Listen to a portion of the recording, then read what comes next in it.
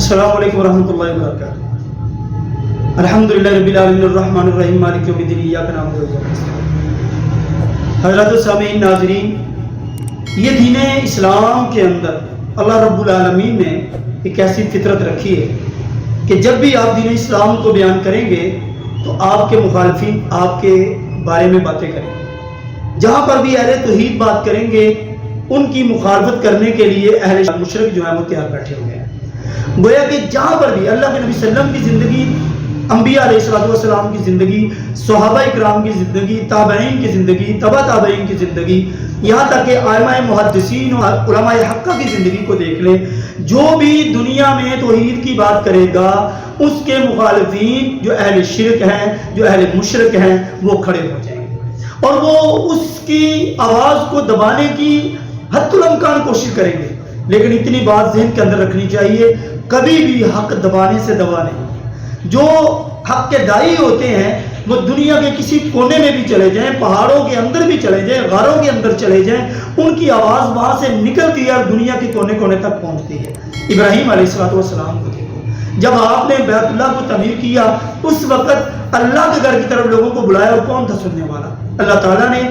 پوری امت تک آپ کی آواز کو پہنچایا، قیامت تک لوگ وہاں پر جا رہے ہیں اور وہی بیت اللہ جس کو ابراہیم اور ان کے بیٹے اسماعیل علیہ السلام نے تعمیر کیا تھا، آج وہ پر رونق اور باوقار بہترین طریقے سے وہ آباد ہے۔ سیم اسی طرح سے آج دنیا کے اندر بھی متکلم اسلام موجود ہیں، دین کے دائی موجود ہیں، جو دعوت اللہ دینے والے موجود ہیں، جن میں سے ایک شخصیت جس کا نام دنیا کے اندر ابھرا ہوا ہے اور سمجھ لیں کہ وہ روشن ہے، چاند کی طرح روشن ہے، سورج کی طرح روشن ہے، جس کا نام ڈاکٹر محمد ذاکر نائک ہے۔ وہ ایک توحید پرست آدمی ہے، داعی اللہ ہے، لوگوں کو اللہ کی توحید کی طرف بلاتا ہے، پیغمبر کی رسالت کی طرف بلاتا ہے اور اس کے ہاتھوں سے لاکھوں لوگوں نے اسلام قبول کیا ہوا ہے۔ اور آج دنیا کے اندر اس کے مخالف بھی موجود ہیں، اس پر پابندی لگانے والے بھی موجود ہیں، لیکن الحمدللہ اس کے چاہنے والے، اس سے محبت کرنے والے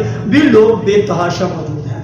البتہ دنیا میں کوئی بھی نہ ہو، اللہ تعالیٰ اس سے محبت کرنے والے ہیں، کیونکہ وہ توحید پرست آدمی ہے۔ وہ لوگوں کو دعوت دیتا ہے، اللہ کی طرف بلاتا ہے۔ لوگ طرح طرح کے ان کے بارے میں الزامات لگاتے ہیں اور ان کے بارے میں باتیں کرتے ہیں، لیکن اس کے باوجود ان کو کسی چیز کی پرواہ نہیں ہے، وہ لوگوں کو اللہ کی توحید کی طرف بلا رہے ہیں۔ جیسے آج کل وہ پاکستان کے ایک دورے کے اوپر ہے، جس میں ان کے شیڈول کے مطابق کراچی، لاہور، اسلام آباد کے اندر مختلف خطاب ہوں گے، کچھ جگہوں پہ وہ خطبہ جمعۃ المبارک بھی کریں گے، لوگوں کے سوالات بھی ہوں گے، لیکن یہاں پر بھی وہی لوگ جن کی دکانیں بند ہونے والی تھیں، جو ان کو نہیں ماننے والے لوگ ان کے مخالفت میں کھڑے ہوں گے، بائیکاٹ کر رہے، اس کے مخالفت میں بیان دے رہے، جس طرح مرضی کرتے رہے، حق کبھی دبانے سے دبتا نہیں ہے۔ وہ صحیح کہا تھا کسی شاعر نے، میں کھٹکتا ہوں دل یزداں میں کانٹے کی طرح۔ وہ اہل توحید ہے، اس کی بات چبھے گی، دل کے اوپر تکلیف دے گی، جو اہل مشرک ہیں ان کو یہ تکلیف دے گی، لیکن وہ ساری مخالفت اپنی جگہ پر، وہ پاکستان میں آئے ہیں، ہم ان کا استقبال کرتے ہیں، اہلاً و سہلاً و مرحبا۔ ہم آپ کو دل کی عطا گرائیوں سے آپ کا استقبال کرتے ہیں، آپ کو خوش آمدید کہتے ہیں۔ اللہ آپ کا آنا مبارک ہو اور ہم سب کو ان کی محفل میں بیٹھنے کی اللہ تعالیٰ توفیق عنایت فرمائے۔ والسلام وآخر دعوانا الحمدللہ رب العالمین۔